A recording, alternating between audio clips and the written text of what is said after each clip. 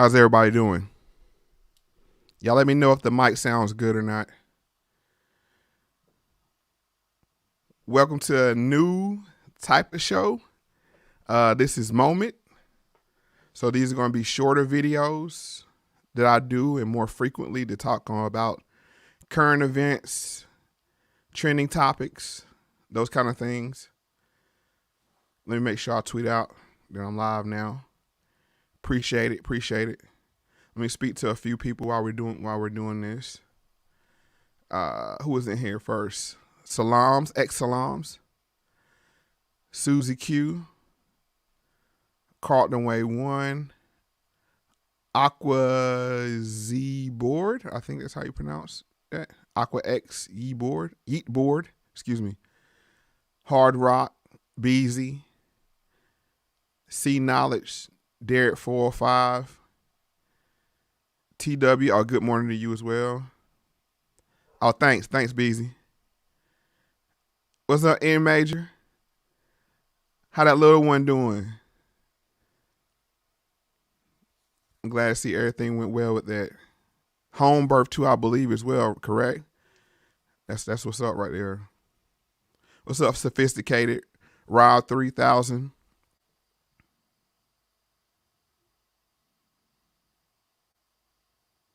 Oh, yeah, see, knowledge. Yeah, I had to jump off the ledge. Well, hey, it's like walking the plank. It's either the sword or the ocean.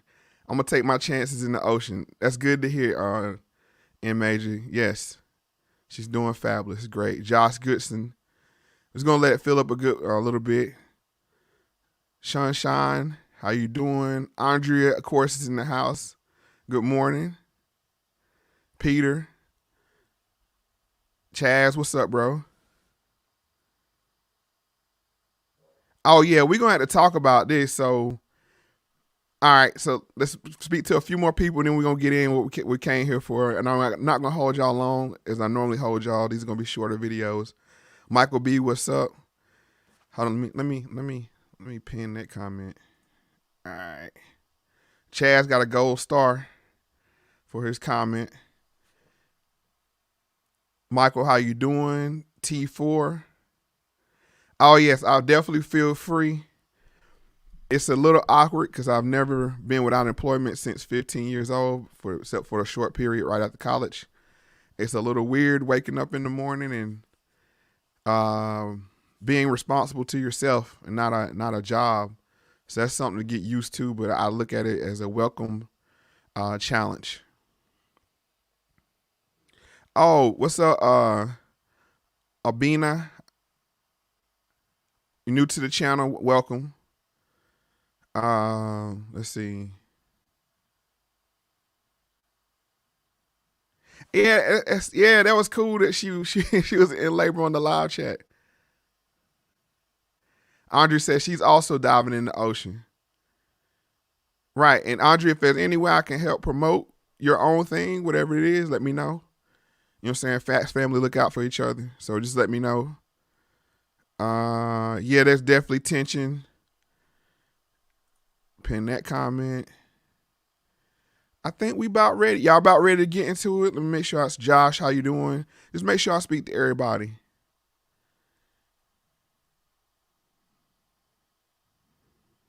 Boy, labor is a struggle. For real. And to all the fellas out there that have women that are going into labor and you're there, do not eat until they can eat. That's some sound advice I can give to you.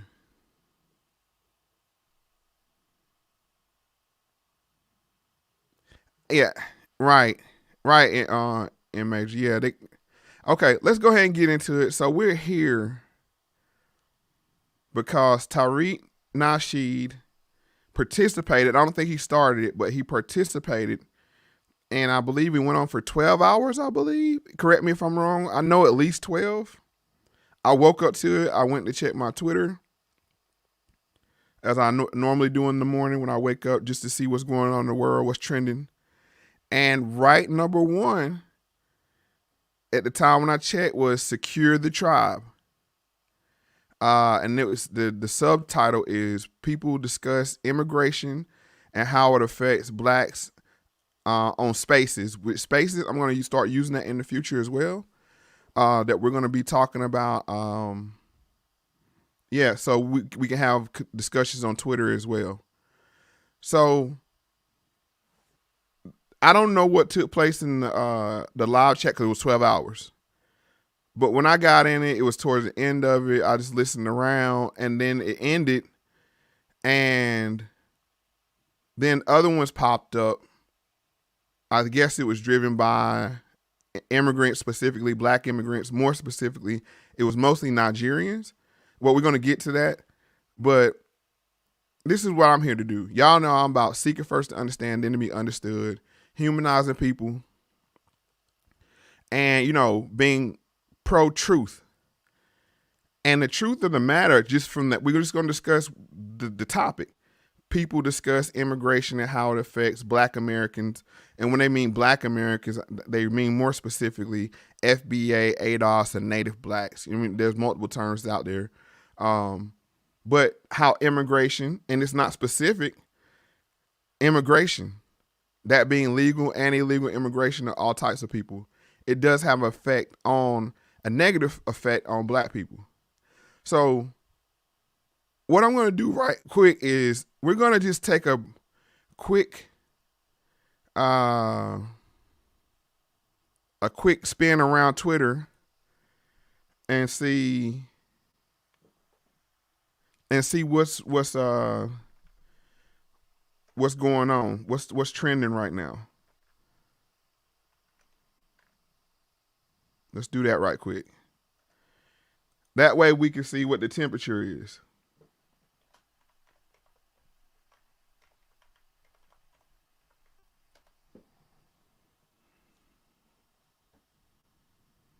All right, so here we go. All right, let me go ahead and start sharing this.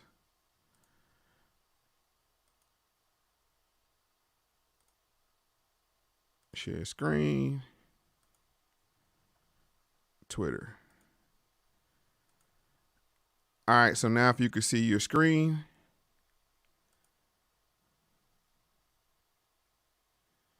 Why is it not sharing? There we go. So this is Twitter. Let me make the full screen. And I just typed in, just to let you all know, I only typed in the hashtag secure the tribe. And I'm going from the top here. It says, I have a friend who works in Microsoft. You were saying that you can take his place. Tyreek says, I'm a dropout. Nah, I can't. And then minutes later, Tyreek just babbling about satellites. I bounced him out. So this lends to that narrative that only immigrants are here to do jobs that Americans can't. And this is more specific. That's the bigger meme, but this more specific one is black Africans or people from the Caribbean come here to do jobs that black Americans can't get. And that's totally false. Now, I would say this. Now, education is an issue because, as you can see, oftentimes, you know, your education determines if you can even immigrate to America or not. So we're going to get into this first clip. Hold on. Let's go here. There's a recap of last night's Spaces, and I may do a longer show on this, but like I said, this is just my first reaction to it, and this is just going through some of the Twitter. And then next it says, Nigerians, when Africans get dragged anywhere, they say that Nigerians protect other Africans. So that's kind of disrespectful within the African group. And this goes, if you heard the last show, 74, and you even, or if you're going to listen to it, this is just nothing but Willie Lynchism right here. Divide, keep dividing, keep dividing, keep dividing. Yep. Let's see. Lord, please let Nigeria work in my lifetime so that I never have to listen to such a conversation in the future. This is so embarrassing. But I'm noticing the top trends are coming from Nigerians specifically, because that's what I'm just seeing what's trending. I'm just going through the trending here. And so with that says, yes, my answer is yes. Black Americans, ADOS, FBA should be questionable about their immigration issues. The southern border's blown wide open. We've seen the thing with them trying to give reparations to people that were held, separated at the border. Thank you, Deep. So we've seen that. We see the black and brown coalition fellas. And then we also see, if when we're going to go to that just specifically, because it seems like this be the title says it's more about immigration, but it seems like it's more about black immigrants, and more specifically Nigerians, but just say black immigrants against ADOS individuals, and vice versa. I'll say that because insults were flying both ways, and that's not the point.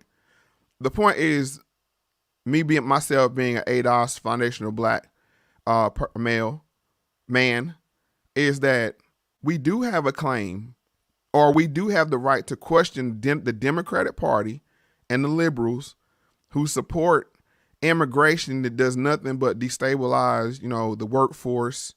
It causes pressure, economic pressure, social pressure. And then when these people get in and get a foothold, they go to their own specific political gains. So if anybody takes offense to us saying this, then that's your problem. I'm just being honest, because as black Americans, we should see what we're getting for our vote, if it's tangible or not. And if it affects any group, that benefits from that particular political, special interest, then that's just take it how it is. We need to start giving away our vote for nothing. So that's my take on it. And its insults go both ways. As Chad says here, he said, in my college years, I would hear Africans say things like that, go on about how they do so much better than black Americans when they get here. How come they can't pull themselves up by their boots? And that's the thing. That is the narrative, is that they do pull themselves up by their boots. But let's be clear as well. A lot of people are brought here to this country to destabilize the American population as a whole. Now, it impacts black Americans because we're at the bottom. So any pressure that's applied applies to us even more. Hard Rock says South Africa has the same problem. That's true. Right, and that's right. Thank you. She says we're made to feel like we're wrong for it wanting to be represented. Yeah, and we only want representation for the vote that we're harassed for. And it's the thing about tangible. You start seeing people's true colors when we start asking for things specifically. And at the same time, people want to distance themselves from us once they get their political gains. Right. I thank you. Theodora says we need to disaggregate the census numbers. That's a good point. So I got a few things I want to get into. Let's just go ahead and get to it so we don't hold this video too long. But here's an example of one of the issues that immigration have an effect on black Americans. And this is New York and their new voting laws. A vote of 33 in the affirmative, 14 in the negative, and 2 abstentions. Intro 1867A is hereby adopted. Congratulations, Councilmember Rodriguez. With the majority in favor, New York City Council makes history. The Our City, Our Vote bill now heads to the mayor's desk. It will give some 800,000 non-citizens the right to vote in local elections. Today is a historic day for New York City and for the United States of America. Congratulations, Adonis.